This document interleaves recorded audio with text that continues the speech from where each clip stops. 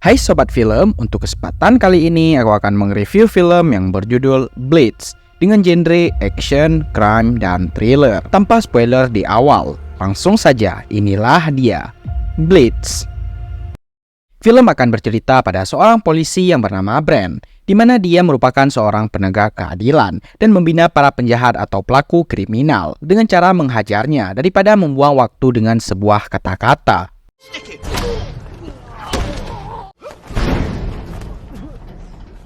Tak lama kemudian, Brand menjadi trending topik di berbagai surat kabar atas kebrutalannya terhadap para penjahat, di mana hal itu membuatnya dimarahi oleh para polisi karena terlalu bersikap semena-mena, yang akan membuat citra polisi semakin buruk di mata masyarakat.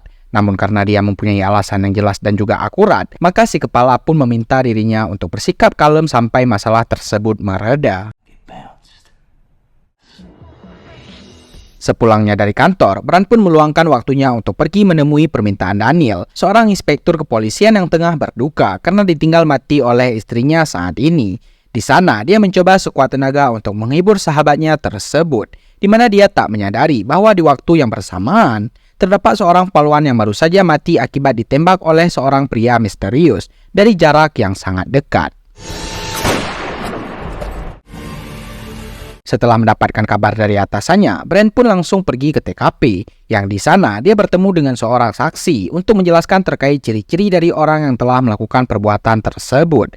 Dan esok harinya, kepala polisi mendatangkan seorang inspektur baru yang kita panggil saja si Porter, yang merupakan seorang polisi mahu yang akan menggantikan Daniel karena masih cuti akibat berkabung setelah ditinggal mati oleh istri tercintanya. Di tempat yang berbeda, terlihat seorang polwan yang bernama Fals. Ini orangnya. Ketika dia sedang bersantai di rumah, datanglah seorang tetangganya sekaligus teman dekatnya, di mana maksud dari kedatangannya sendiri untuk meminta bantuan, karena dia telah melakukan sebuah kesalahan besar dengan menyiksa seseorang sampai tak bergerak lagi. Setibanya di kantor, Fals segera mendatangi Brand untuk meminta bantuan atas kasus sahabatnya, di mana Brand menyuruhnya untuk pergi menemui kenalan lamanya yang bernama Stokes, yang merupakan seorang inspektur detektif yang mungkin bisa lebih untuk menangani masalah tersebut.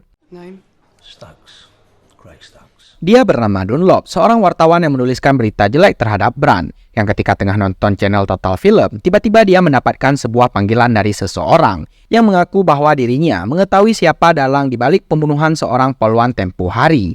Yang ketika Dunlop tengah mengobrol itulah, terlihat si penelpon yang bernama Barry pun menghampiri seorang polisi dan membunuhnya saat itu juga.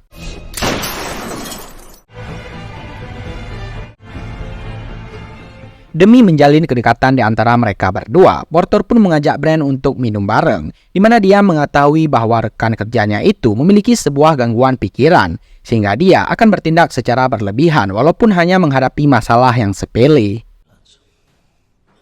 Sementara Porter mencari petunjuk secara terstruktur, Brand pun langsung turun ke lapangan untuk mempercepat pencariannya, di mana dia menemui beberapa orang yang berhasil mendapatkan sebuah informasi dari orang terakhir yang dia temui, di mana dia bernama Ratnar, seorang penjual informasi yang telah salah dalam memilih kliennya.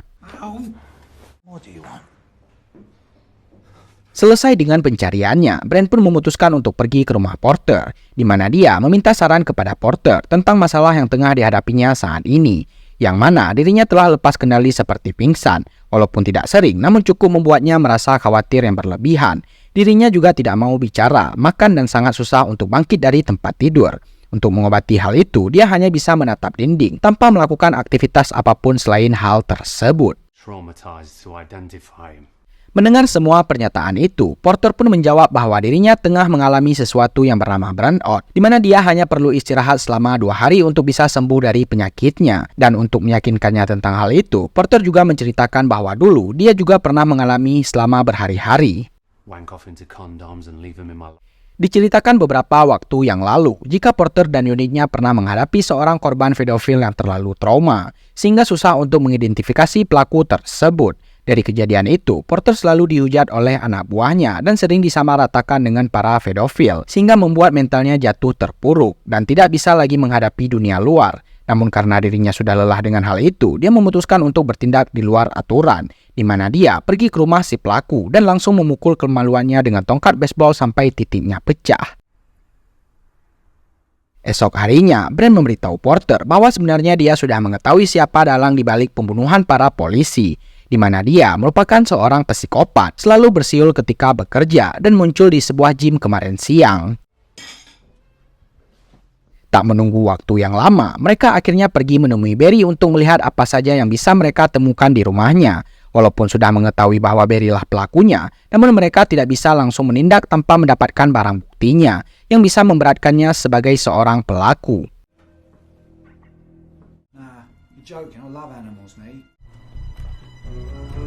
Sepulangnya mereka, Barry langsung pindah ke tempat lain karena dia pasti tidak aman lagi jika tetap berada di sana. Namun dia tidak menyadari bahwa Ratnar sudah berada dari kejauhan dan langsung masuk ke tempat pembuangan miliknya setelah merasa bahwa dia sudah pergi cukup jauh. Tapi ternyata Ratnar mencari nota tempat parkir milik Barry untuk mengetahui di mana mobil milik Barry disimpan. Di tempat lain, terlihat Barry sedang mengikuti Daniel ke apartemennya, yang di sana dia pun bertarung habis-habisan dengannya dan berhasil membunuhnya.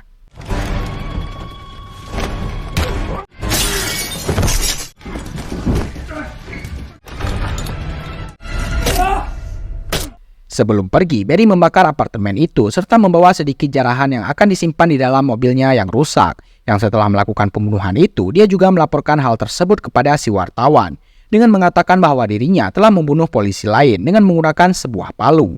Yang sebelum teleponnya ditutup, dia juga memberikan sebuah nama panggung dengan menamai dirinya sendiri dengan nama Blitz kepada si wartawan tersebut. Brand yang mengetahui sahabatnya telah mati pun terlihat sangat kesal. Yang kekesalannya itu bertambah setelah Porter mengatakan seorang wartawan dengan nama Dunlop sering dihubungi oleh si pelaku agar dia bisa menulis berita secara up to date, supaya beritanya bisa lebih tersebar dan membuat para polisi semakin ketakutan. Namun alasan itu bukanlah hal yang membuatnya menjadi kesal, melainkan sosok wartawan yang selalu membuat berita buruk terhadap dirinya di dalam koran. Setelah menyimpan hasil jarahan itu, Barry pun langsung pergi dari parkiran, yang tanpa dia sadari ada Ratnar juga yang ada di sana untuk melihat barang apa saja yang sudah diambil olehnya.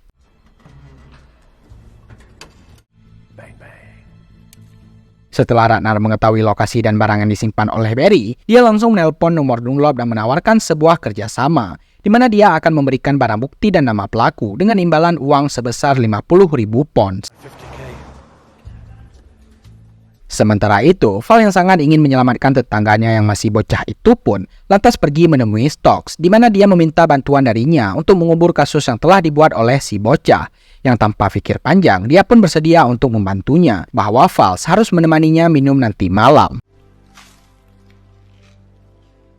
Di parkiran, terlihat Ratnar bersama Dunlop yang tengah melihat barang bukti. Mereka tidak menyadari bahwa pemiliknya juga berada di sana untuk merencanakan pembunuhan selanjutnya. Yang setelah memindahkan barang-barang buktinya tersebut, Barry langsung menghampiri Ratnar dan membunuhnya setelah dia selesai melakukan transaksi dengan si wartawan. Setelah menunggu waktu yang cukup lama dan Ratnar tidak kunjung kembali, membuat Dunlop merasa khawatir, di mana dia memutuskan untuk menghubungi polisi setempat setelah mengetahui bahwa koleganya telah mati. Dan secara kebetulan, orang yang mendatanginya adalah Brand dan Porter, di mana dia menjelaskan kepada mereka tentang sebuah kerjasama usaha serta keberadaan barang bukti yang tersimpan di dalam bagasi mobil di salah satu parkiran yang tak jauh dari tempat mereka saat ini. Sesampainya di parkiran, mereka berdua pun langsung membuka bagasi mobil tersebut. Yang sayangnya, tidak ada satupun di sana selain kantong kresek yang cukup besar bekas Barry menyimpan hasil jarahannya. Namun karena tidak ingin kehilangan jejak, mereka pun meminta rekaman CCTV kepada petugas parkir, di mana mereka kembali kecewa karena memori CCTV tersebut sudah penuh dan akan diperbaiki minggu depan. Di tempat lain, terlihat Vals yang cukup bahagia karena akan berkencan dengan orang yang good looking. Namun dia harus dikecewakan setelah malam itu Stock tidak menciumnya, seperti yang dia harapkan dan dia inginkan. Brand yang masih sibuk mencari informasi terkait motif pembunuhan yang dilakukan oleh Barry pun akhirnya mendapatkan sebuah titik terang, di mana dia berhasil melihat daftar polisi yang telah menangkapnya saat ini. Dan benar saja, 3 polisi yang dibunuhnya merupakan orang yang pernah menangkapnya beberapa tahun yang lalu, di mana Brand sangat terkejut ketika mengetahui bahwa target yang diincarnya selanjutnya adalah Elizabeth Vals. Yang sebelum pembunuhan itu terjadi, dia pun langsung pergi ke rumahnya dengan harapan bahwa dia masih baik-baik saja. Fals yang masih kesal terhadap Stokes pun tidak menyadari seseorang yang hendak menyerangnya dari belakang, di mana dia sangat beruntung karena si bocah datang tepat waktu dan berhasil menyelamatkan nyawanya, meski dia sendiri harus mati di tangan si pembunuh tersebut. Sementara si polisi tengah sibuk dengan jasad si bocah itu, terlihat Barry yang tengah bergembira karena dia berhasil mengecoh para polisi dan mendapatkan uang kompensasi yang diterimanya dari orang yang cepu terhadapnya, di mana dengan uang itu dia bisa bersenang-senang dan menginap di sebuah hotel mewah, serta dengan acara TV yang dia suka. Esok harinya, Brand dan Porter tidak mengetahui kepindahan Barry pun menggeledah apartemen lamanya, di mana mereka tidak dapat menemukan tempat persembunyian barunya. Mereka pun memutuskan untuk menyebarluaskan gambar Barry ke publik agar dia bisa segera ditemukan. Dengan tersebarnya berita itu, polisi pun dapat menemukannya dengan mudah, meski pada akhirnya Barry sudah terlebih dulu melarikan diri sebelum para polisi tersebut sampai ke kamarnya. Namun karena pelariannya diketahui, Brand pun langsung mengejarnya sehingga aksi kejar-kejaran pun tak terhindarkan lagi. Pada pengejaran itu terbagilah dua kubu antara Brand dan Porter, di mana Brand mengejarnya sendirian agar bisa menghajarnya, sedangkan Porter mengejar dari sisi lain dengan harapan agar pihaknya menangkap mereka berdua sebelum hal yang tidak diinginkan terjadi di sana. Val yang sudah sepenuhnya sadar pun kembali bertugas, di mana dia yang merupakan seorang pencandu pun berhasil mendapatkan narkoba yang dicurinya dari beberapa pemuda yang telah melakukan transaksi. Di tempat interogasi, Barry yang lihai pun meminta bantuan seorang pengacara yang karena tanpa adanya bukti kuat, maka esok hari pun dia bisa dibebaskan tanpa harus mendekam di penjara untuk waktu yang sangat lama. Merasa jika ini adalah jalan buntu, Brand menemui Porter untuk nongkrong bareng, di mana dia mengusulkan untuk melawannya di luar hukum, seperti yang dirinya lakukan dulu terhadap para pelaku pedofilia, dengan menghajar telurnya sampai pecah. Karena jawaban dari si Porter kurang memuaskan, Brand pun pergi menemui Barry, di mana dia memperingatkan untuk tetap berada di penjara saja, dan mengakuilah segala hal yang telah dia lakukan sampai saat ini. Karena demi keselamatannya akan lebih terjamin jika dia tetap berada di dalam penjara daripada di luar sana. Di tempat lain, terlihat Stokes tengah berada di sebuah bar bersama seorang koleganya, di mana dia mendapatkan sebuah informasi yang mengatakan bahwa Val telah mencuri sebungkus narkoba dari seorang pengedar beberapa waktu yang lalu. Yang setelah mendengarkan hal itu, dia menghubungi Brand untuk meminta bantuan, di mana mereka langsung pergi ke rumah Val untuk menghentikan kegiatan haram yang tengah dilakukannya. Saat tersadar, dia pun menjelaskan alasannya melakukan hal itu, di mana dirinya sangat tertekan atas kematian tetangganya, serta Barry yang akan kembali ke rumahnya untuk membunuh dirinya. Esok harinya, Barry pun dibebaskan tanpa syarat, yang ketika keluar dari ruangan, dia langsung disambut oleh kerumunan wartawan, di mana dirinya terlihat sangat menyebalkan, sehingga membuat Brand dan polisi lain benar-benar membencinya. Di pemakaman Daniel, terlihat turut serta di dalamnya, di mana dia menggunakan seragam lengkap kepolisian dan langsung mengikuti targetnya setelah dia pergi meninggalkan pemakaman tersebut. Saat hari sudah sore, Barry berhasil mengikuti Brand ke atap sebuah parkiran, dan ketika dia hendak menembaknya di sana, tiba-tiba...